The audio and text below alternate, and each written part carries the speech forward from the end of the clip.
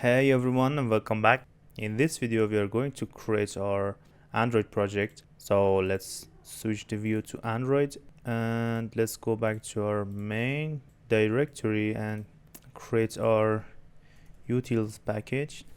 I'm gonna create my application module for Android Heels, my application, and it's going to be annotated by Heels Android app, and it's also going to extend application class. And don't forget to add it inside your manifest by calling the name of Android. So let's go back to our main route again and create another package called UI, and let's refactor our main activity to login activity and move it to the UI package. So let's refactor it. We are good to go. Let me remove this line and go to my UI and layouts and copy and paste all the activities inside here. Since it's not a course about designing XMLs, I'll explain you everything and also the drawables that I'm going to use inside this project. Okay, so we do have a login activity which will be like this. It's going to have two edit texts, a username and password, and a sign in button. To sign in inside our main activity, as you can see here, there's a list of users here. Looks like I do miss some colors value, and I'm going to copy and paste the colors again, just like that. Okay, so I do have a list of users online or offline here, and if I click on any of these buttons like video call or audio call, I'll start connection to the other peer. And the other peer that is receiving a notification will accept or decline it using this layout. So after that we will move to the call activity like this, and we have some features available like end call, disable mic or camera or switch camera or start screen share. So let's go to our activities, login activity, and start with our login activity. I'm gonna annotate it as Android entry point and then switch this with login activity. Correct. So it's time to start our view binding. Looks like I forgot to add it. So go to your build.gradle on your app module and write view binding and set enabled to true. Sync it and go back to your activity and create your. So I'll create a function called init private fun init, and inside this function I'll just use my views and put an apply block to it using sign in button or login button. I don't remember that. Let's move back. This option, it's called btn. Stupid me. Set on quick listener, and using this button we are trying to log in through our main repository that holds a reference of our Firebase client. So let's move to our main route and create a new package called repository and another one called Firebase clients. So I'm going to create my repository class and call it main repository. It's going to be injectable and it will have a constructor, and also I'll create my Firebase client. It also will be injectable and it will have a constructor. So I'll have a reference of my Firebase client like this, and I'll create a function called login. It will get a username of type string, a password of type string, and a callback called is done with boolean and string for the response error, and it's going to return a unit. And this function is going to call a function from Firebase client called login with the same variables. Password is done, and that's it. So let's create this function inside my Firebase client just like that. And then inside here we are going to need a reference to our Firebase database to sign in. So to do that, I'm going to use my health dependency injection and create a module for it and call it app module. I'm going to mark it as module and install it inside my singleton components class.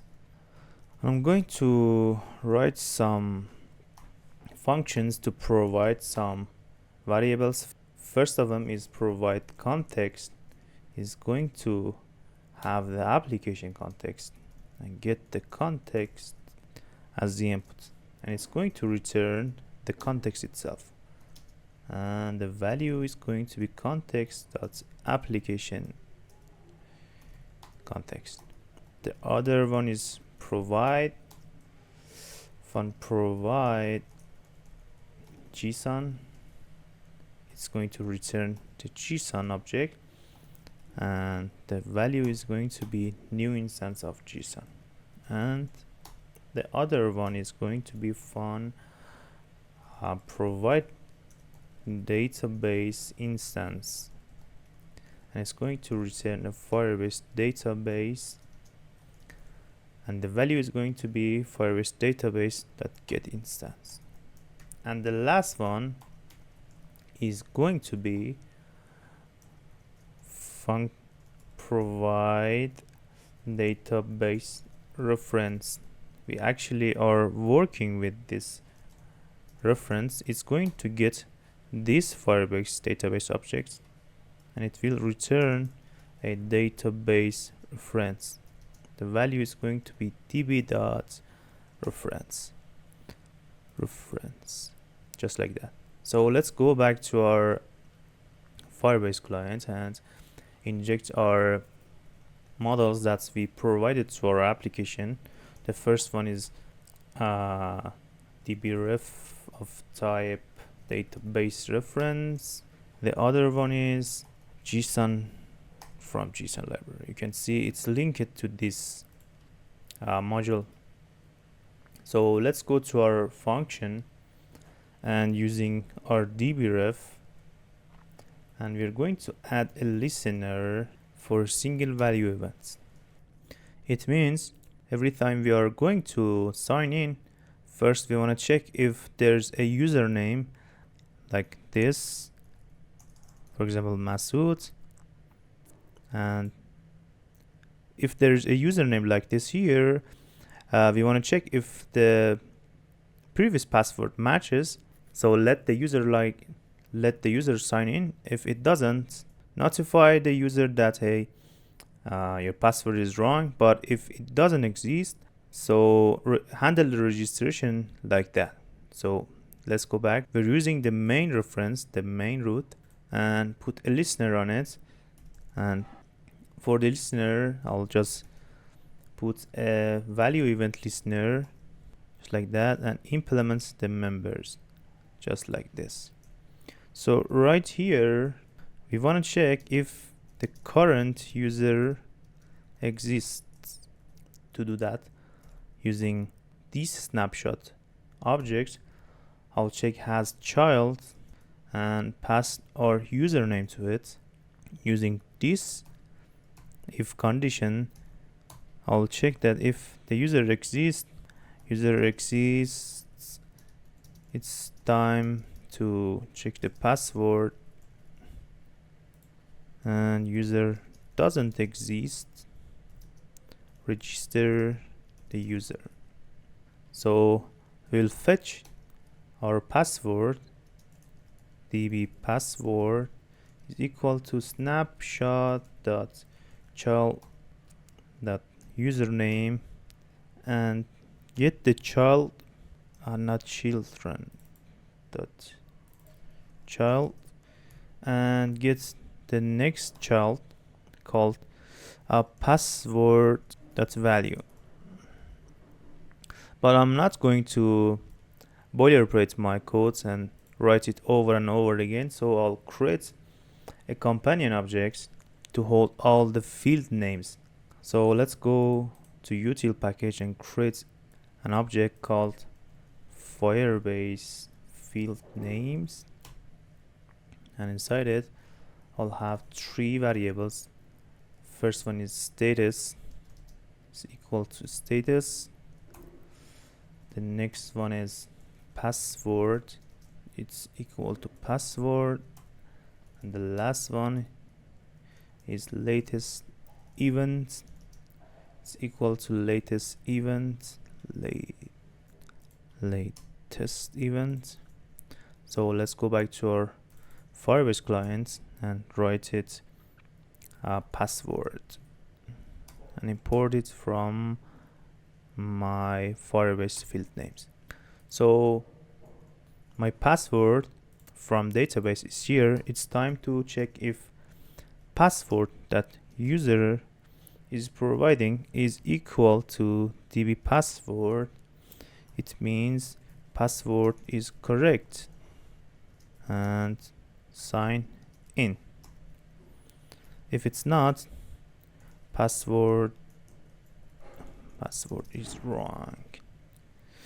Notify user, just like that. So if password is correct, we want to change the status of the user from offline to online. To do that, so I'll write dbref child username and child status, as you can see from Firebase status fields, and set the value to, let's say, online, but I'm going to create an enum class called user status. It's an enum class and it will hold online objects, offline, and in call. So I'll use user status dot online and add on complete listener. If it's done, do this, and add on failure listener. If it's not done, then do this. So if it's complete, I'm going to first store the signed in username like this: private var current username of type string. It's nullable. Initially it's going to be null, and I'll create a function, a setter function for it. Set username. It will receive a username from string of type string, and set the current username to this username.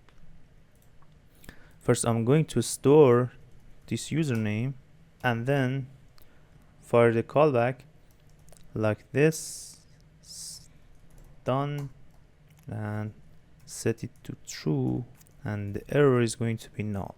And if it gives me an error, I'm going to set it false and just pass it dot message as the message to it.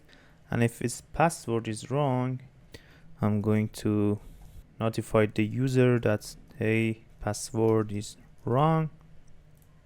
And if the user doesn't exist, I'm going to register the user. To do that, I'll use dbref and child username and child password, set value to password. Sorry, the child password with uppercases, since it's a Firebase field, and set password to it. It means it's going to create a user, for example, called Masood, and then inside it will have a password variable, and it will hold the password like 1 2 3 4, something like this. you'll see later that, hey, there's a user called Masood and the password is going to be 1234. So if we set the password, that thing will happen. And I'm going to add a complete listener to it, and also add failure listener. So if it happens successfully, I'm going to update the user status as well, child status, and set the value to user status dot online, and also add on complete listener to it and add on failure listener to it. So in this case, we successfully signed in. We wanna set the username to our current username, and then use done callback, pass true and null as the error. And also here, if didn't change our status to online, I'm going to send back this error, and also here same thing like this. So let's go back to our login activity and inject our main repository like this, and using main repository.login, and the username is going to be username edit text to string, and for the password is going to be password edit text to string, and we will implement the callback like this, and the reason is going to be this. Then we will check if is done is false, then we want to create a toast with the reason message. If it's not, it means the sign-in was successful. So we want to start moving to our main activity. We can launch our application right now, and at the same time I'll open my real-time database like this. If I write my username and password here, you'll see there's a new user with the password of 1234 and status of online.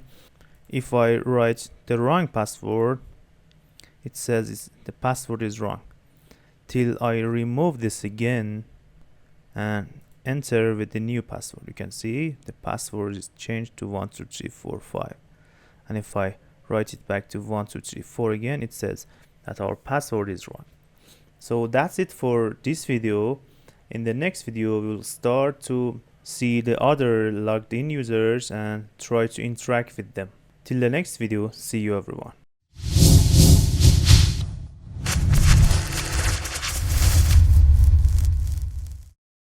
Hello everyone and welcome back. In this video, we are going to learn how to connect our Android project to the Firebase and use real-time database. To that, let's create a project first, and I'm gonna pick a name like Firebase video call. I'll just accept the terms. I don't need analytics for this project. I'll just wait for creating my project. After it is done, let's continue to our project. Right here, I'll just press the Android button. I'm gonna write my package name here, which will be inside my Android project, just like that. And the application name is going to be Firebase video call. I'm gonna register the app and then download the google-services.json file. I'll open it inside my files. I'll copy it and go to my project and change the view mode to projects, and inside the app folder I'll paste it just like that. Let's go back to the website, press next. So we do have to add the dependencies, so I do have to add this plugin inside my build.gradle project level right here, and these two plugins inside my app module. I'll make sure that I'll add it here, and the main implementation goes here. So let's sync it. Since we are inside our Gradle project, let's add the other dependencies. Right here, I've used the Firebase Database library, JSON WebRTC library, Hills for dependency injection, and Glide to load images. And also, I don't know why Glide is here, it's useless. And PermissionX for easy permissions. So let's add the other plugins here. The Hills app module plugins, and inside my project level I'll also add Hills plugin here. So let's press sync and download the repositories or libraries. Let's wait for finishing. Okay, so we're good to go. Let's go back to our website, press next, and let's go to real-time database. First you have to set your database. Just press create database. I'll put my location inside Europe, and I'm gonna start, it doesn't matter, I'll just start at normal mode. So inside my rules, I'm going to edit to read to true, and also write to true. No rules here. Publish my rules and go back to our data. So our database is ready to use. But keep this in mind that we are just using these rules to simplify interaction with our database. So if you want to publish any application using Firebase, you should have learned about the rules that we can write or who can read on your database, and then you're good to go. And if you want to check if your application is connected to the Firebase, you can go to your main activity and write Firebase database, get instance and reference, and inside the child of, for example, Masood, I'll set the value to hello world. Let's run it. I'm going to show my database here like this. So make sure that inside your google-services.json you do have the Firebase URL here. If you don't, go back to your project overview and project setting and re-download this google-services.json. So that's it for this video. On the next video, we're going to start creating our Android project from the zero and start connecting to our Firebase database and sign in and other stuff like that. Till the next video, see you everyone.